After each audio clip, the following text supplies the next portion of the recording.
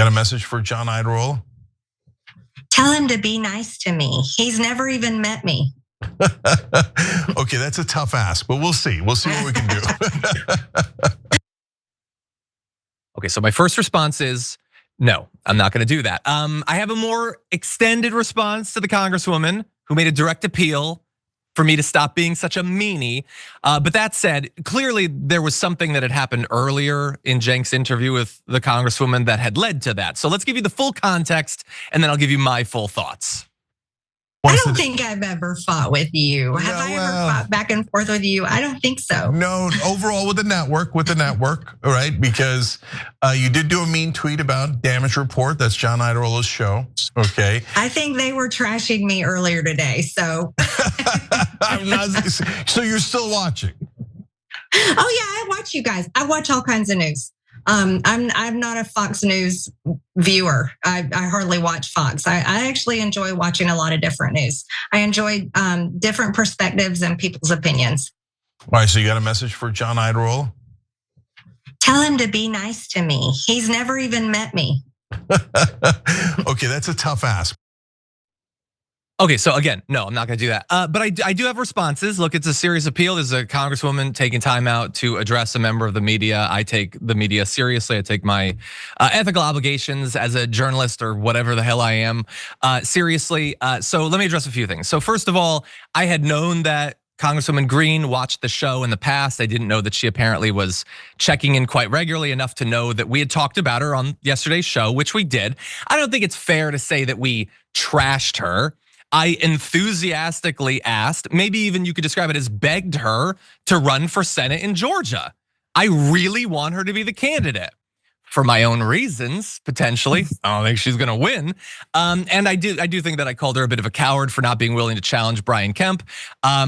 And I stand by that. Now look, it's also wise of her to know that if she tried to primary Brian Kemp, she'd lose. So I'll give her credit for wisdom in that particular case.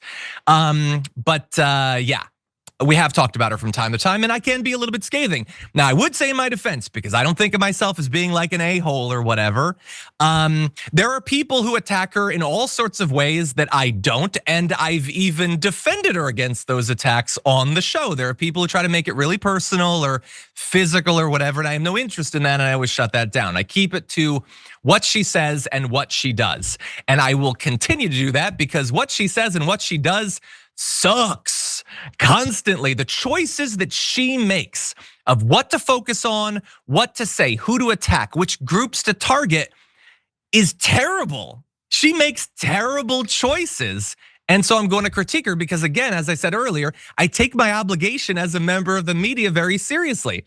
If she stops being terrible in general, I'll stop attacking her. And in the areas where she doesn't do terrible things, I will give her credit. I even did that earlier this week when she opposed that thing, the attempt to outlaw boycotting Israel or whatever.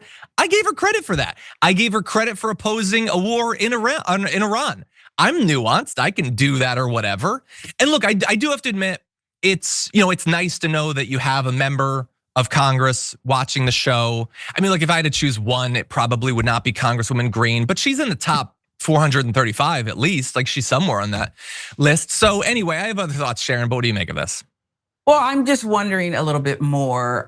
You might have answered it, but she said that she doesn't just watch Fox News, that she is watching this network regularly. And I'm wondering if you think first, if there's a chance there.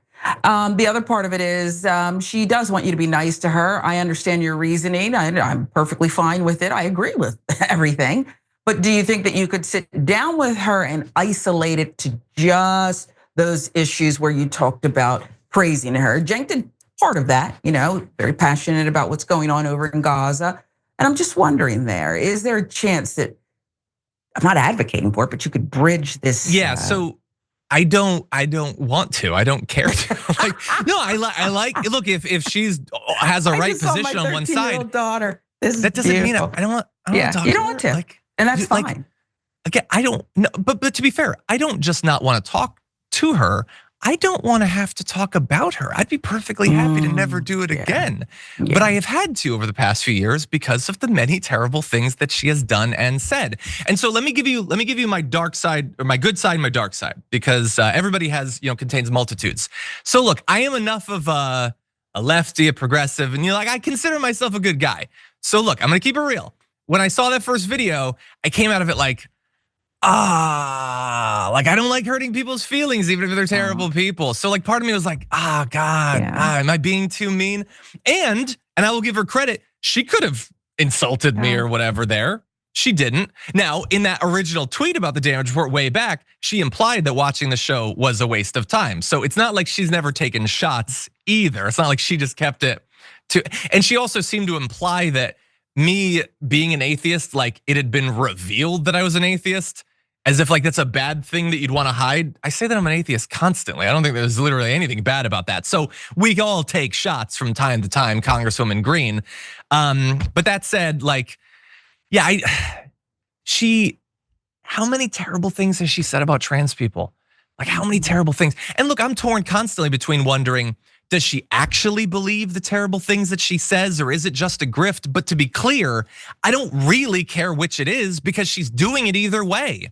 She's terrible to trans people. She is terrible to Muslims. The stuff she has said about Muslim members of Congress is reprehensible. And by the way, even before she was a congresswoman, you can know a person by the things they do, and not just do, but choose to publicize online. When she was stalking the survivor of a mass shooting, could you have been nice to him? You didn't even know David Hogg. Why are you stalking a kid around DC? When you were weirdly singing into the mail slot of Representative Alexandria Ocasio-Cortez's office, you don't know her.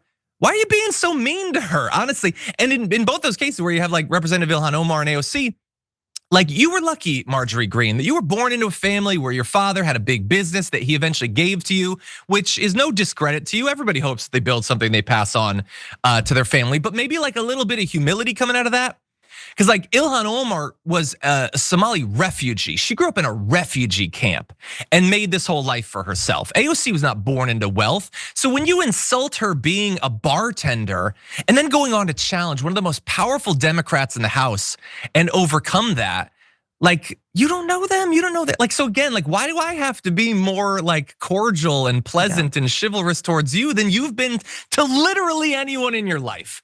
And so again, I'm a lefty. I have that little thing where I'm I don't necessarily want to hurt people's feelings, but you're hurting people, not just their feelings, their lives, what you advocated for during the pandemic. You advocated for people to take actions that would result in their sickness and death.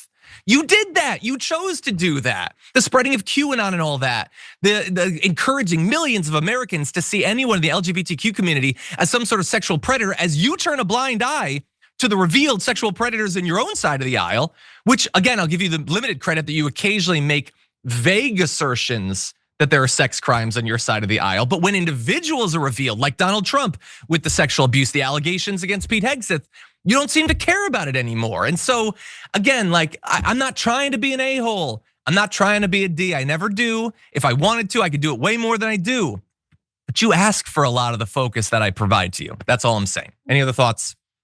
Just real quick, it's amazing to me that people who aren't quote unquote battle tested, you mentioned the father and seemingly a decent upbringing, can lead so much with hate as she does. Ultimately, I did think this when I saw her giggling on the screen last night, that she just wants to be liked, and perhaps figures sometimes coming on, being likable, putting an olive branch out even to you is gonna do the trick and release us from our analytical selves and just turn us into our mushy left selves. We care, like you said, you didn't want to hurt her feelings. You're not a D, you're not the other word, I forget. You're human and you're honest. I think you're being honest in the face of that warm smile that perhaps was masking a lot of the things that you reminded us of.